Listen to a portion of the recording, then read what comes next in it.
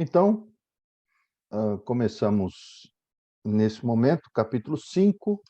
Nós vamos nos ater ao capítulo 5. Semana passada, nós vimos aí a imensidão, a profundidade do capítulo 4, quando nós falamos sobre essa grande liturgia que acontece na eternidade, esse trono que está sempre a soberanamente controlar este universo.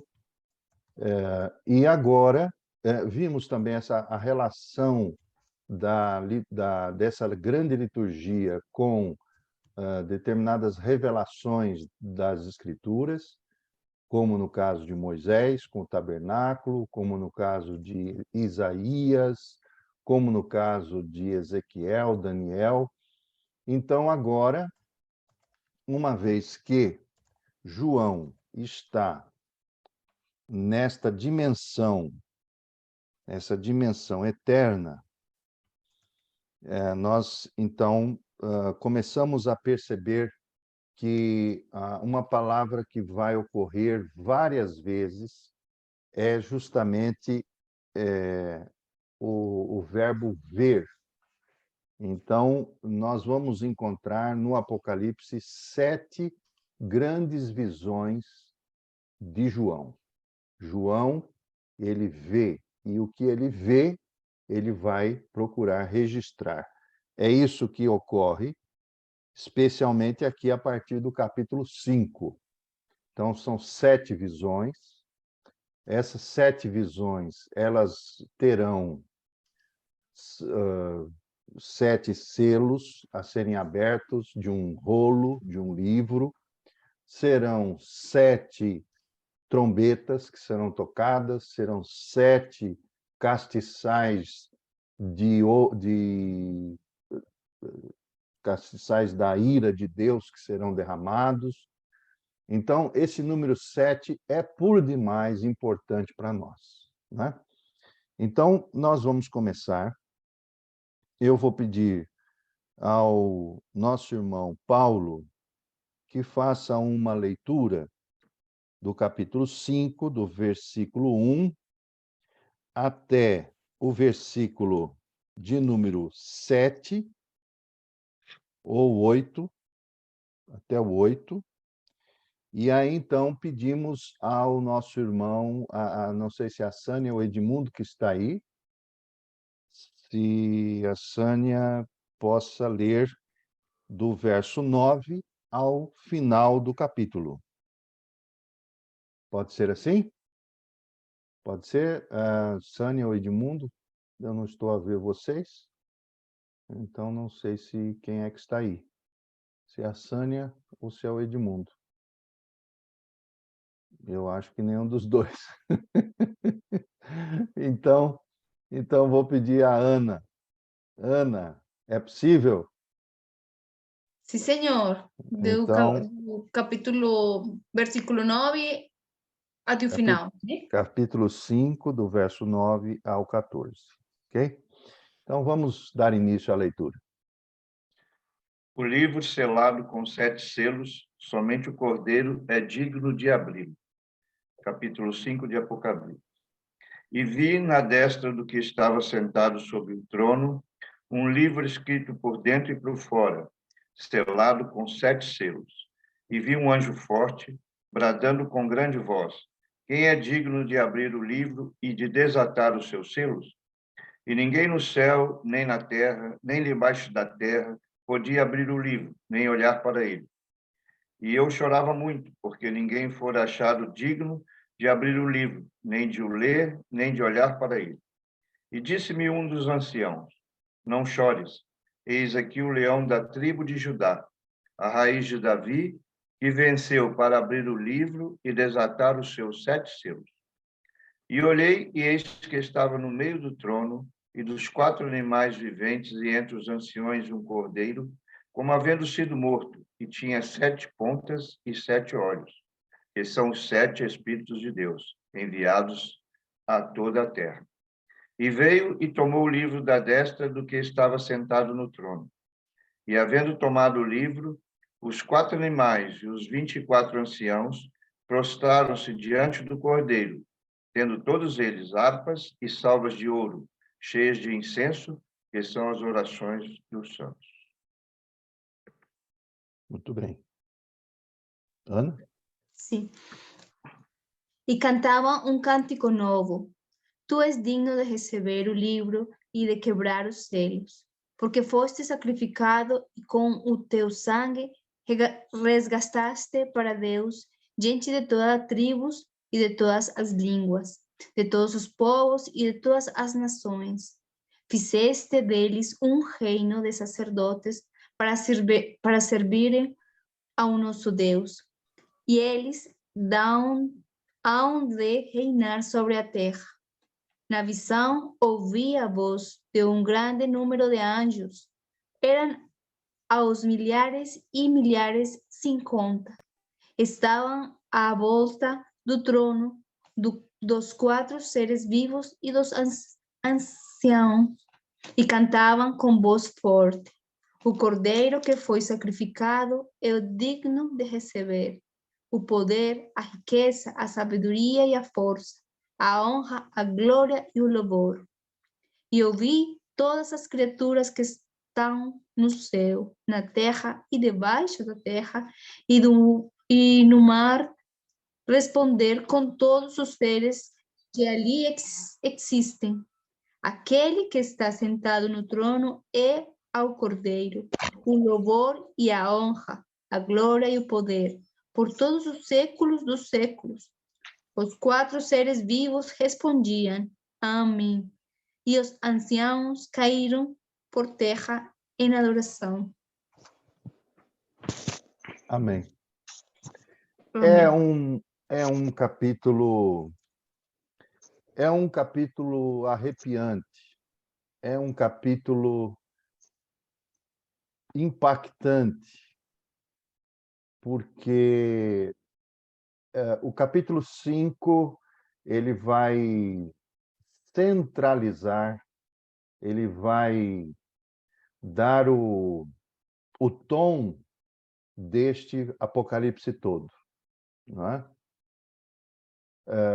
É fundamental, muito importante, que nós percebamos aqui que nada vai acontecer, ou que nada acontece nesse livro, toda essa revelação, se o Cordeiro, se Cristo não estiver presente como centro da história. Então, se há um tema que nós podemos colocar no dia de hoje, né? Esse tema nós queremos nomear esse tema dizendo: para onde caminha a história? É isso que nós vamos começar a ver agora. O capítulo 5, que nós acabamos de ler, ele vai entronizar efetivamente aquele que é o Senhor de tudo, é o Senhor da história.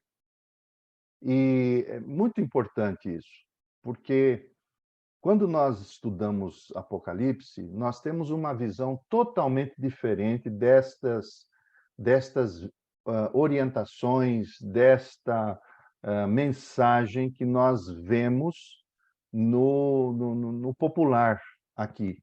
O que nós vemos na sociedade, o que nós vemos em determinados pregadores, ensinadores, mestres. Porque o que nós vamos perceber aqui é que o Senhor Jesus Cristo, ele será aquele que estará sentado no trono e ele vai conduzir, ou melhor, ele está conduzindo a história como ele quer. Então, quando nós falamos Apocalipse, nós temos uma tendência de ter uma visão de tragédia, de de tumulto, de crise, de coisas terríveis, e que, na verdade, vão acontecer e já estão acontecendo. Mas o que nós observamos no Apocalipse é que essas coisas todas vão acontecer e estão acontecendo. Mas o Senhor não saiu do trono. O Senhor tem o cetro na mão. E é este Senhor que vai ser revelado agora. Nós percebemos uma coisa. No capítulo 4, nós vimos uma liturgia acontecendo. O Senhor assentado, todos ali a adorar, os elementos visíveis, invisíveis, seres angélicos, querubins, serafins, anjos, arcanjos. E agora nós vamos perceber a figura do Cordeiro. Antes da gente passar para a figura do Cordeiro, vale a pena nós conversarmos um pouco sobre essa questão da história. Quando nós falamos de história, nós temos uma tendência de observar pelo menos 3 grandes maneiras de ver a história, certo? A primeira maneira, e é o que geralmente as grandes religiões, que não seja cristã, mas as grandes religiões, elas enfatizam, é que a história é cíclica. A história é cíclica. O que eu quero dizer com isso? Que a história, ela corre para um lado, corre para outro lado, mas ela é sempre a mesma história. Ela se repete. Então, essa visão cíclica, não é? Como um ciclo, que o nascer, viver, morrer, renascer, viver, morrer, essa visão da história é uma visão extremamente paganizada, onde não há nenhuma perspectiva de coisa nova, não há nenhuma visão diferente, porque nós já sabemos que a história é cíclica, então ela se repete. Se repete hoje, como está se repetindo, como é a mesma coisa que se repetiu no século passado e desde então.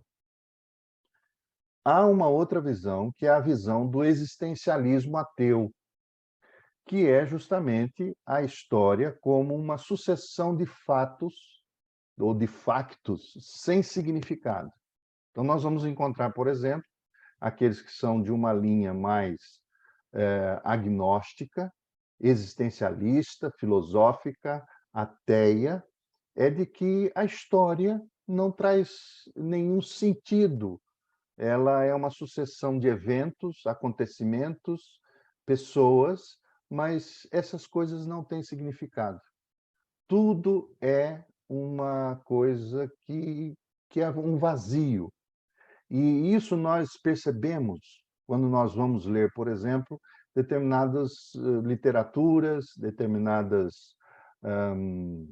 determinadas pessoas que influenciam culturalmente a sociedade, filósofos, é algo que nos mostra o nada. A história não tem nada a não ser como, pegando aí a primeira visão, uma visão cíclica da vida.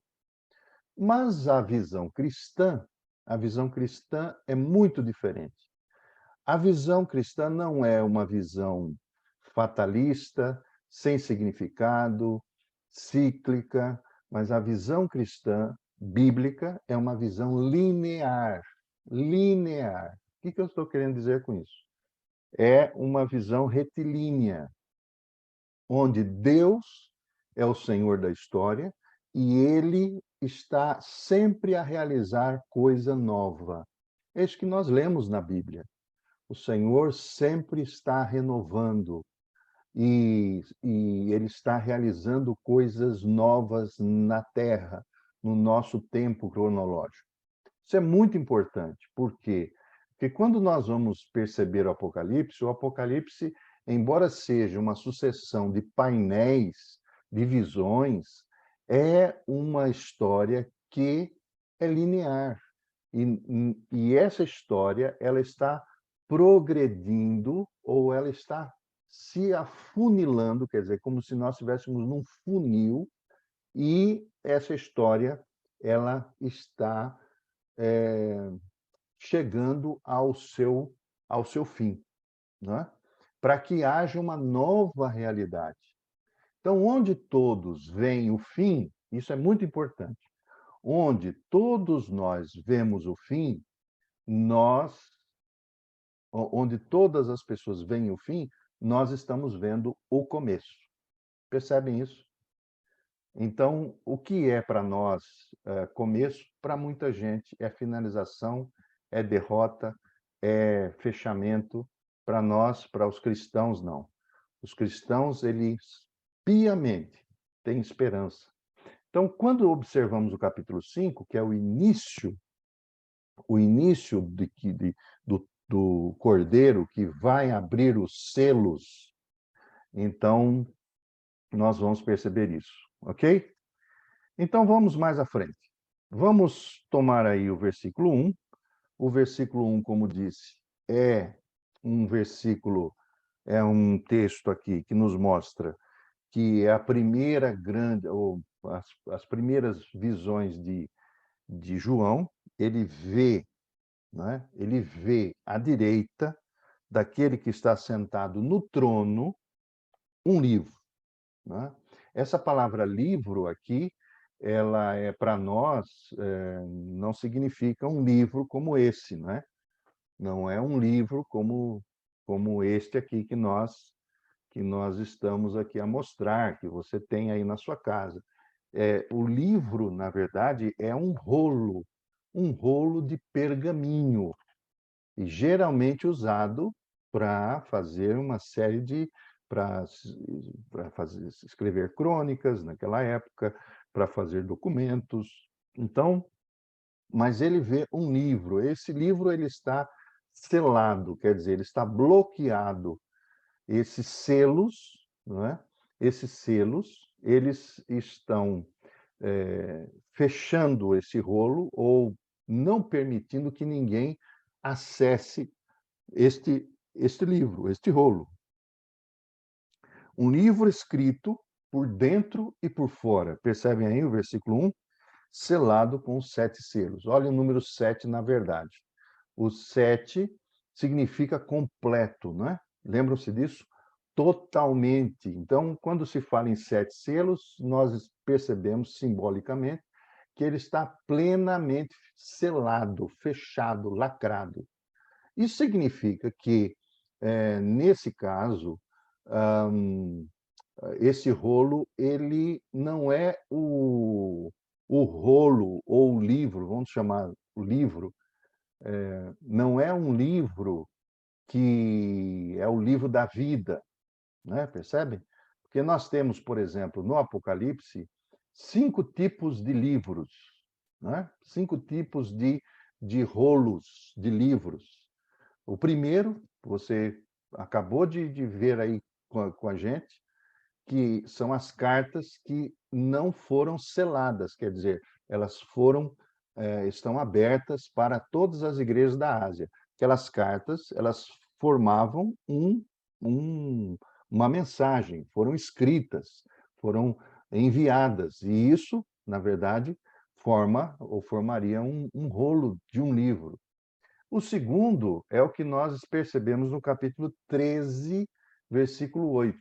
Então, vamos ao capítulo 13, versículo 8, e nós vamos ver aqui um outro livro. Eu vou pedir aqui a Sânia ou o Edmundo, estão aí? Eu acho que não. Sim, estamos sim. Então, Sânia, abra o texto de Apocalipse 13, 8, e nós vamos encontrar um outro tipo de livro. Por favor, leia para nós. 13, 8. E todos que habitam sobre a terra a adorarão, esses cujos nomes não estão escritos no livro da vida do Cordeiro, que foi morto desde a fundação do mundo. Muito bem. Esse é um outro tipo de livro. Um livro. Qual é esse livro? Pode responder, Sânia? Da vida. O livro da O vida do livro da Cordeiro. vida. Isso Uhum. mesmo. Então, esse livro, veja que esse livro é o mesmo livro, por exemplo, que Moisés diz: se tu não fores conosco, risca o meu nome do livro da vida. Não é? O livro da vida é o livro que também não é selado. Ele não está selado. Esse livro que foi aberto, que vai ser aberto pelo Cordeiro, não é o livro da vida. Outro são os livros do julgamento, capítulo 20 de Apocalipse. Veja aí o capítulo 20 de Apocalipse, o versículo 12. Então, nós temos um outro livro aí. Capítulo 12. Vou pedir aí ao Gilberto, por favor, meu irmão. Apocalipse 20, 12. Pode ler para nós? Sim, Apocalipse 20, 12. Vai assim: E vi os mortos, grandes e pequenos, que estavam diante de Deus, e abriram-se os livros, e abriu-se outro livro, que é o da vida. E os mortos foram julgados pelas coisas que estavam escritas nos livros, segundo as suas obras. Então, obrigado. Então, nós percebemos que há o livro da vida e outros livros, que são os livros dos julgamentos. E aqui os mortos são julgados pelas coisas que estão escritas nestes livros, segundo as suas obras. Então, há outros livros. E há também um outro livro, no capítulo 10. Vamos ao capítulo 10 de Apocalipse, e nós vamos ver um outro livro. Capítulo 10, versículo 8, quando nos diz aí que é um livro, um rolo, mas é um rolo pequeno. É um livro pequeno. E o que acontece com este livro pequeno? Quem pode nos ajudar aí? A Raquel está com condições de ler? Tô sim. Tô Então, sim. lê para nós, por favor, Raquel. Então, Apocalipse 10, 8 diz: A voz que ouvi, vinda do céu, estava de novo falando comigo e dizendo: Vai e toma o livro que se acha aberto na mão do anjo, em pé sobre o mar e sobre a terra. A minha versão é um bocadinho diferente. Pode ler até o 10, por favor. Tá. Fui, pois, ao anjo, dizendo-lhe que me desse o livrinho. Ele então me falou: Toma-o e devora-o. Certamente ele será amargo ao teu estômago, mas a tua boca doce como mel. E o 10? Ah, sim. Tomei o livrinho da mão do anjo e o devorei. E na minha boca era doce como mel. Quando, porém, o comi, o meu estômago ficou amargo. Muito bem. É um outro livro. O É um livrinho. livro, um livrinho, que foi comido pelo João. Foi comido pelo João. E há o presente rolo selado que o Cordeiro vai abrir. Então, nós temos aí pelo menos 5 tipos de livros que aparecem aqui no Apocalipse. E, voltando agora, voltem ao capítulo 5, nós vamos perceber aqui que a questão é que a grande pergunta, do versículo 2, é: quem é digno de abrir o livro e de desatar os seus selos? E o que nos diz o versículo 3 é que não havia absolutamente ninguém digno de abrir o livro. Versículo 3. E ninguém no céu, nem na terra, nem debaixo da terra podia abrir o livro, nem olhar para ele. Ora, aqui nós percebemos nem no céu, ninguém no céu. Quem no céu? Miguel, Gabriel, serafins, querubins, anjos.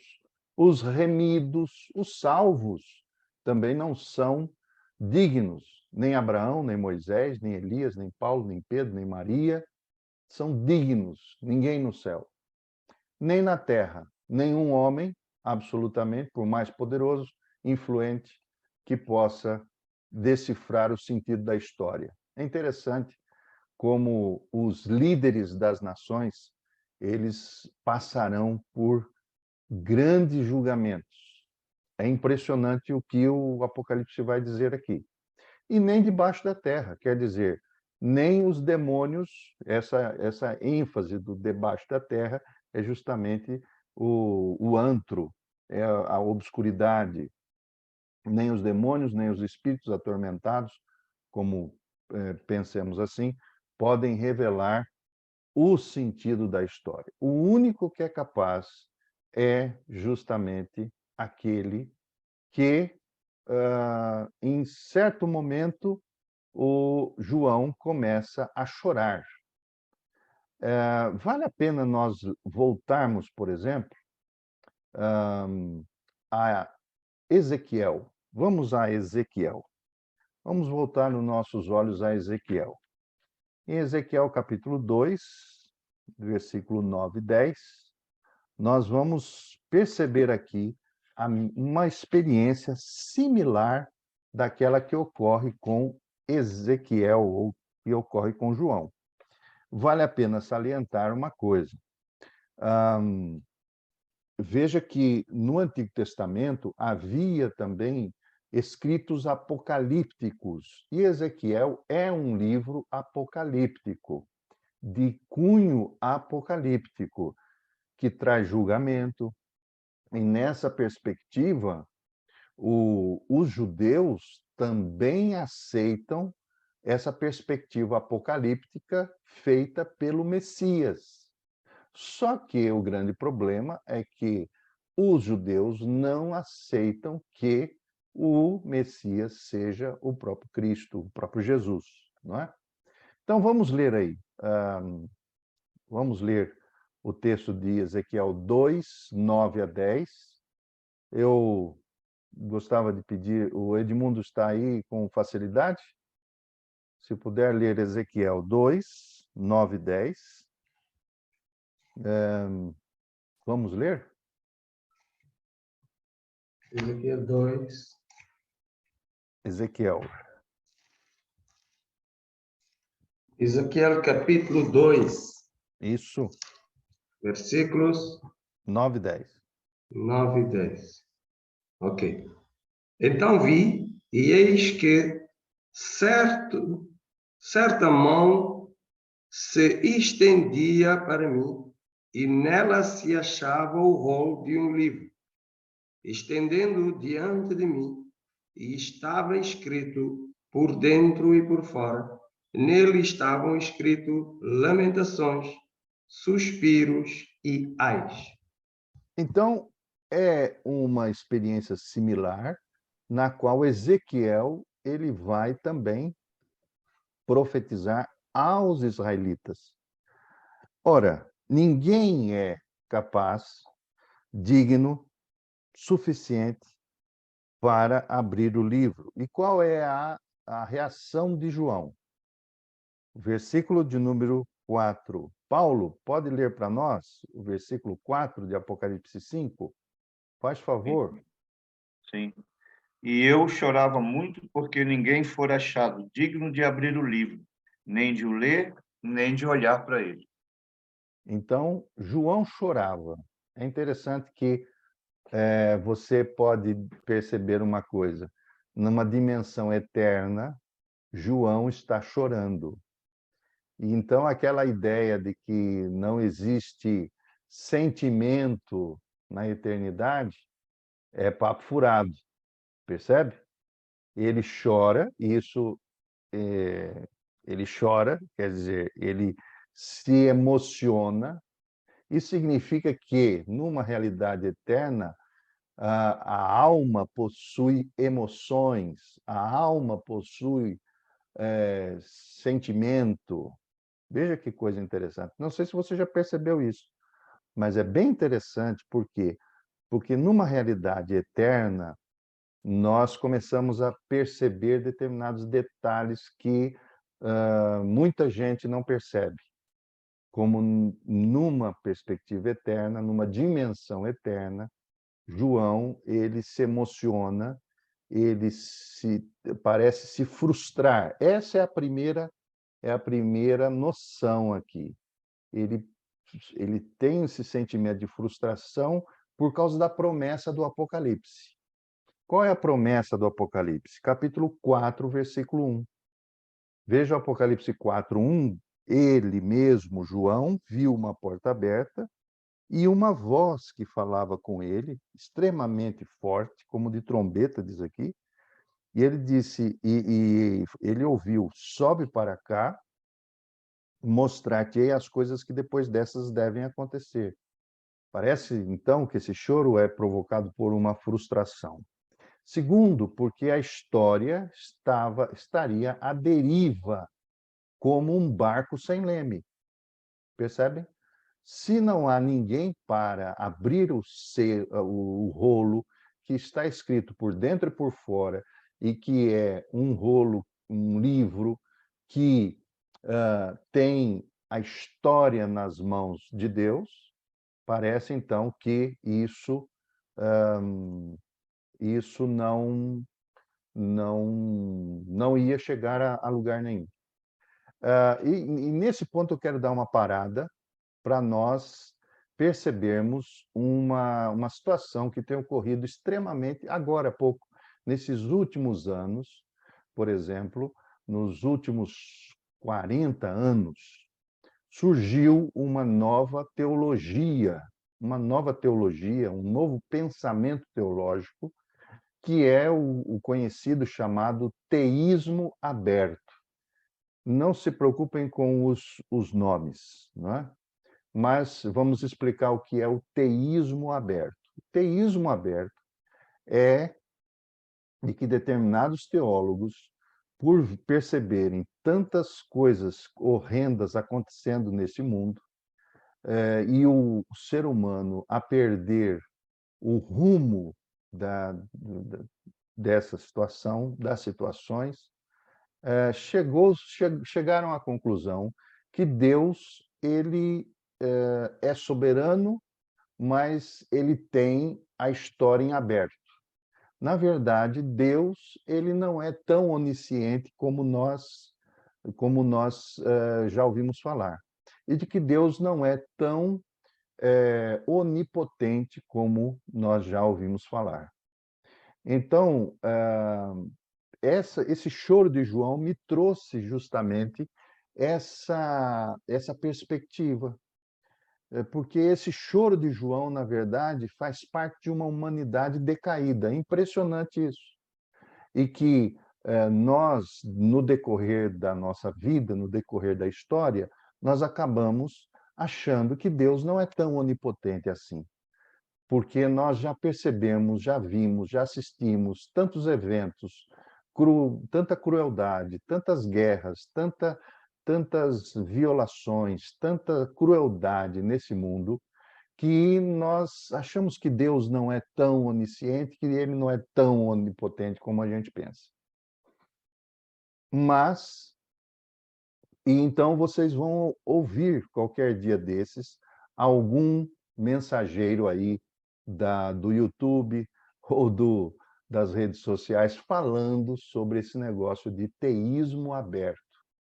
E não se assustem, porque é justamente essa falha, essa natureza humana que acaba por se centralizar. Quando nós nos centralizamos na história do mundo, nós acabamos achando que Deus não é tão Deus assim, e que ele não é tão poderoso como se fala, não é? Muito cuidado com esse negócio. Mas qual foi a resposta que João teve? A resposta que João teve está aí no capítulo 5, versículo 5, ou melhor, versículo 4. Eu peço aí a Ana Maria que leia para nós o capítulo 5, versículo 4 e 5. Vamos ler o 4 e o 5. Vamos ver. Eu chorava muito porque não havia ninguém que fosse digno de abrir o livro e de ver o que lá estava escrito. Então, dos anciãos disse-me: não chores.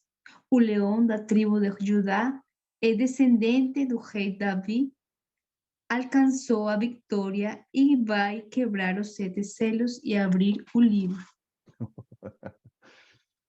Ah, meus irmãos, que consolo, não é?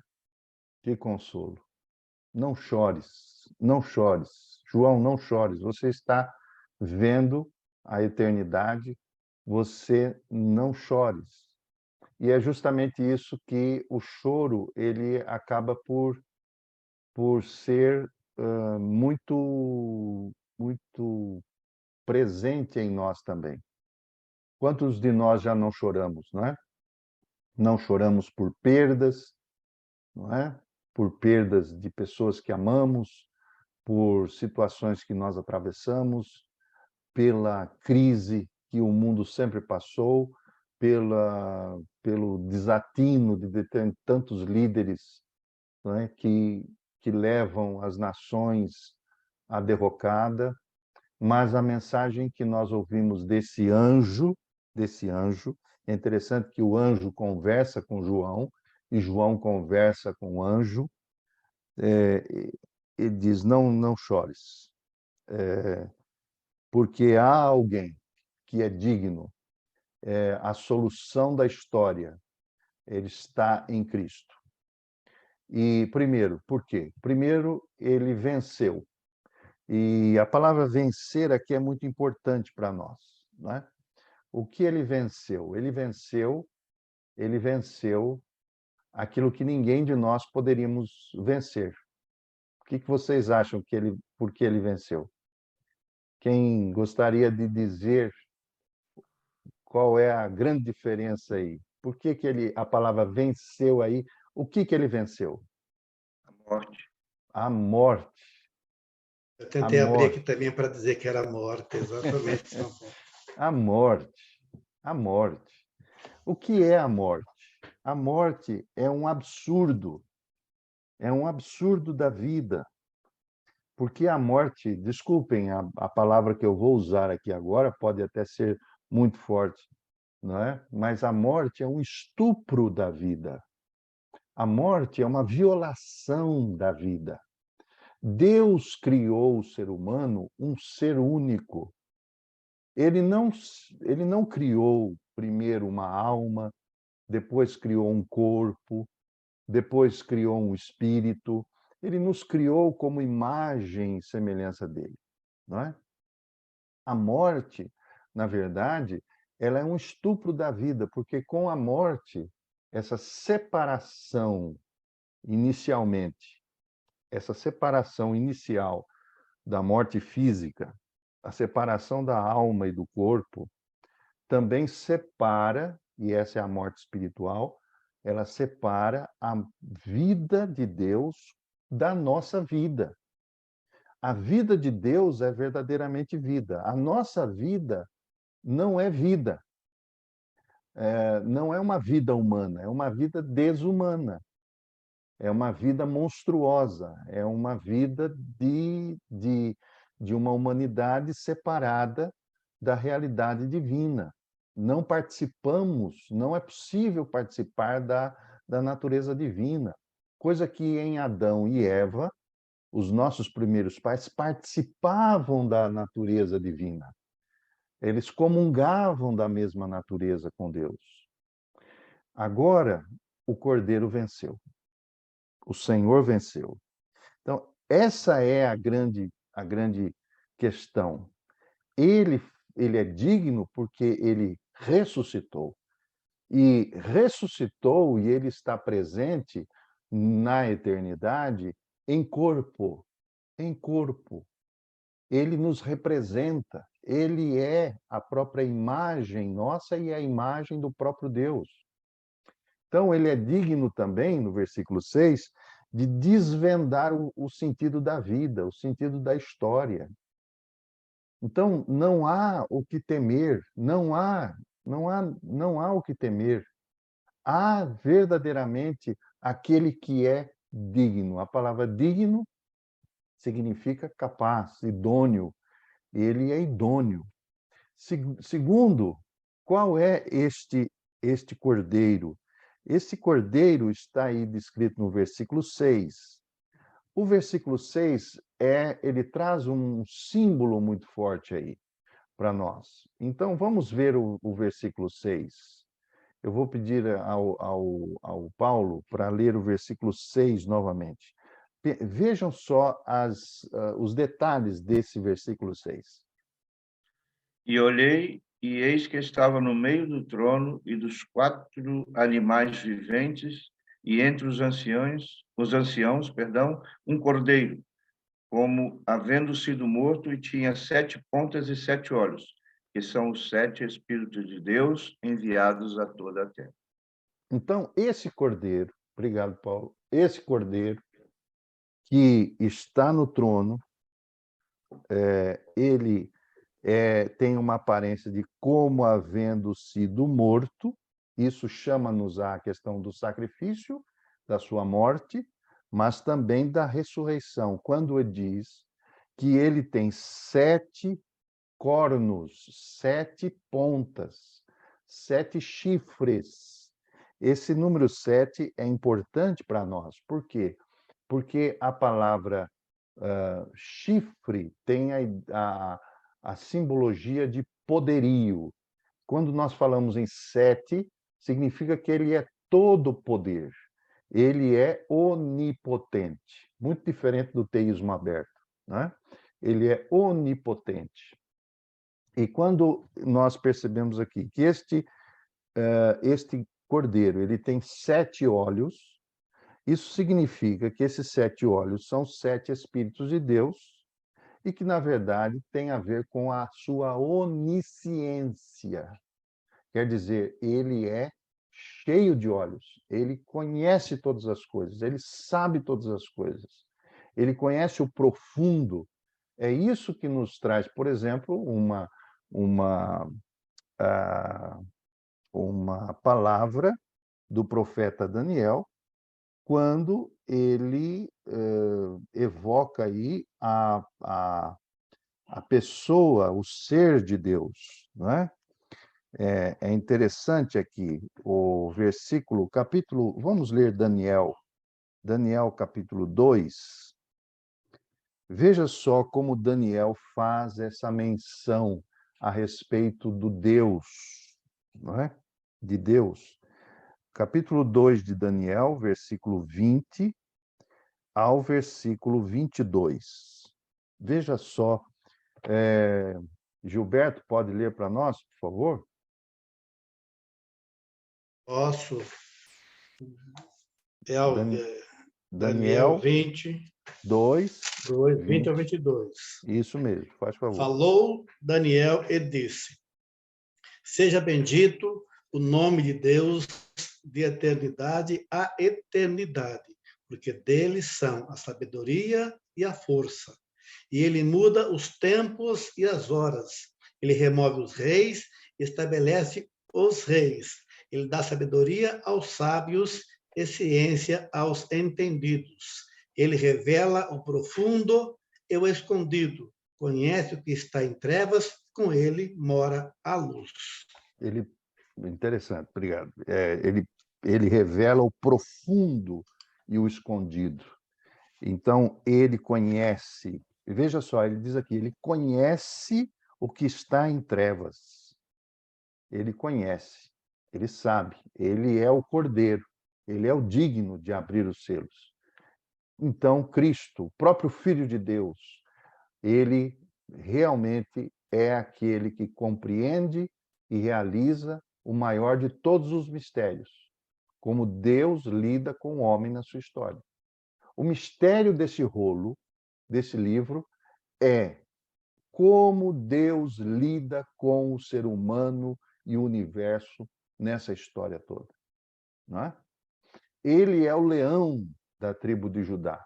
É interessante que o texto bíblico que fala-nos do leão de Judá, ele está em Gênesis, capítulo 49, versículo 9 e 10. Então, vamos abrir o texto de Gênesis, capítulo 49, versículo 9 e 10. Eu vou pedir a Ana para fazer essa leitura para nós. Por favor, Ana. Gênesis 48. 49, 9 e 10.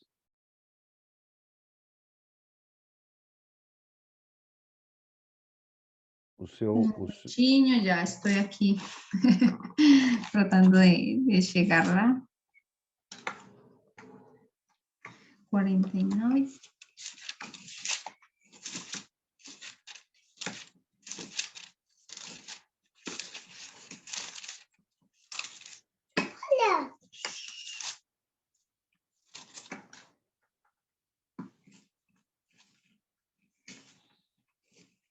Tu, meu filho Judá, és como um jovem leão quando está de volta da sua caçada. Agacha-se e deita-se no chão como um leão ou uma leoa. Quem ousará provocar-lhe? Isso mesmo. Pode continuar. O cetro não será retirado a Judá, nem o bastão de comando que ele tem nas mãos, até que venha aquele a quem eles pertencem, a quem os povos devem obediência. Meus irmãos perceberam? Vejam aí a profecia em Gênesis, falando do leão da tribo de Judá. Não é? E é interessante que a ele foi dado o cetro. Vejam como há uma unidade em Gênesis, em Apocalipse, no início ao fim, ele é o leão da tribo de Judá, aquele que tem o comando. E quem é capaz, como diz o texto aí, quem é capaz de afrontar-lhe? Quem é capaz de provocar o leão? Não é? É interessante. Esses são títulos messiânicos com que você vai ter tanto paralelo no Antigo Testamento quanto no Novo Testamento. Aquele que venceu, então, Satanás, decisivamente, de uma vez por todas, seu sacrifício na cruz, sua ressurreição, é o único digno de abrir o livro do destino, esse livro misterioso, revelar sua mensagem e cumprir as suas palavras. Amém. Amém.